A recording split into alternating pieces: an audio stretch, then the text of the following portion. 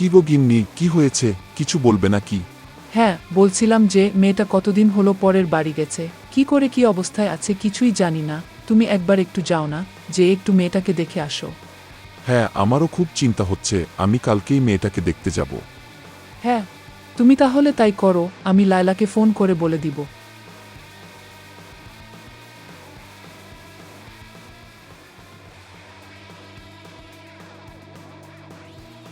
কি গো সালামদা, অনেক দিন পর আমার দোকানে আসলেন যে, কোথাও কি যাচ্ছেন নাকি? হ্যাঁ রে ঘোষ, মেয়েটা অনেক দিন হয়েছে জামাই বাড়ি গিয়েছে, ওর জন্য আমার খুবই চিন্তা হচ্ছে, তাই মেয়েটাকে একটু দেখতে যাচ্ছি।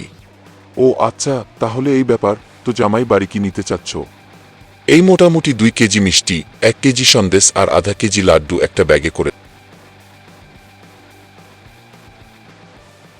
সবকিছু কেনাকাটা করে জামাই বাড়ির উদ্দেশ্যে একটি গরুর গাড়িতে উঠে বসল, কিন্তু তার জামাই বাড়ির রাস্তা ভালোভাবে জানা ছিল না। সে ভেবেছিল, কিন্তু গাড়ি তাকে, দাদা, আমি আর সামনে যেতে পারবো না, আপনি একটু কষ্ট করে হেঁটে যান। কেন? কি হয়েছে? কোনো সমস্যা আছে নাকি? না দাদা, তেমন কোনো সমস্যা নেই। আসলে রাত নেমে আসতেছে তো, তাই আমি আর ভিতরে যেতে পারবো না। আচ্ছা, ঠিক আছে, আমি না হয় একটু হেঁটেই যাই। এদিকে সন্ধ্যাও হয়ে গেল। তার কাছে কোনো লাইট ছিল না। সে কিছু দূর এগোনোর পর অনেকটা কনফিউজ হয়ে গেল। তার সামনে দেখা গেল 2টি রাস্তা।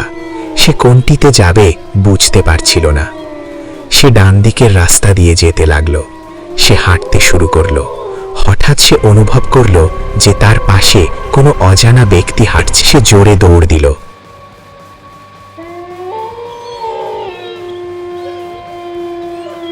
হঠাৎ ধাক্কা খেয়ে পড়ে গেল। গাছের ওপর একটি অবয়ব তার দিকে তাকিয়ে কাঁচা গোস্ত চিবিয়ে চিবিয়ে করে দৌড় দিল। পিছনে কিছু পড়ার শব্দ হলো। হঠাৎ সে দেখল তার সামনে তারই মাথা ফালানো। এটা দেখে সে অজ্ঞান হয়ে গেল। দেখে সে তার জামাই বাড়িতে আছে। বাবা, তুমি ঠিক আছো তো? কাল রাতে আসার সময় তোমার কি হয়েছিল? মা, আমি কাল রাতে ভুল করে বাম দিকের রাস্তা নিয়ে যাই, তারপর আমার সাথে যা হলো তা এখনো আমি বিশ্বাস করতে পারছি না। হ্যাঁ, আপনার আসতে দেরি হচ্ছিল বলে আমরা আপনাকে খুঁজতে বের হই। তারপর আমরা আপনাকে শ্মশানের কাছে অজ্ঞান অবস্থায় পাই। আসলে আপনি যে রাস্তায় গিয়েছেন সেটা একসময় শ্মশান ছিল, এখন ওটা পরিত্যক্ত, তাই মনে হয় সমস্যা। তারপর তাদেরকে রাতের সব ঘটনা খুলে বলল।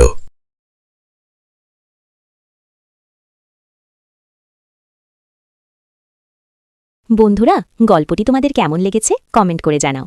যদি কোনো জায়গা খারাপ লেগে থাকে সেটাও অবশ্যই জানাবে, যেন পরবর্তীতে আরও সুন্দর করে ভিডিও বানাতে পারি। ভিডিওটি ভালো লাগলে একটি